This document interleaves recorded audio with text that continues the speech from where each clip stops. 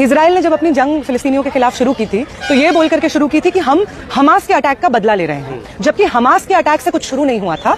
फिलिस्तीनियों के ऊपर इजराइल का दमन 7 दशक पुराना है और धीरे धीरे, और अगर एक बार हम लोग मान भी लें कि मान लीजिए ये हमास के अटैक के बाद हुआ है, तो जैसे जैसे चीजें आगे बढ़ी, समय आगे बढ़ा, हमने देखा कि एक के बाद एक वो जो झूठ सामने रख रहा था इजराइल, वो साबित हुआ कि वो झूठ है। हमने देखा किस तरीके से उसने बोला हम हमास के टेररिस्ट बेसिस पे अटैक कर रहे हैं, फिर जाकर के रेजिडेंशियल एरियाज में अटैक किया।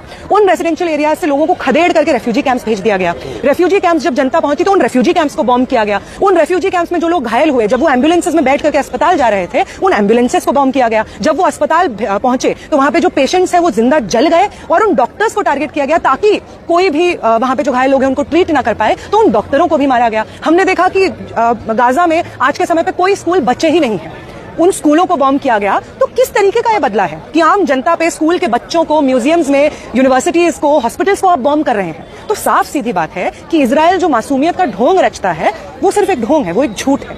हम देख रहे हैं कि किस तरीके से, और यूएस की तो आप बात मत कीजिए, जितनी बार यूएन में ये रेजोल्यूशन पुश होता है कि गाजा का ब्लॉकेड हटाया जाए, यूएन उसको वीटो कर देता है। और इतनी शर्म की बात है, हिंदुस्तान की सरकार उसके साथ खड़ी रहती है। जितनी बार यूएन में रेजोल्यूशन पेश होता है कि सीजफायर हो, यूएस उसको वीटो कर देता है। वो तमाम यूरोपियन नेशंस जो नाजी जर्मनी में अच्छे से जान रहे थे, समझ रहे थे कि यहूदियों के साथ किस तरीके का जनसंहार, नरसंहार चल रहा है, और कुछ नहीं बोल रहे थे।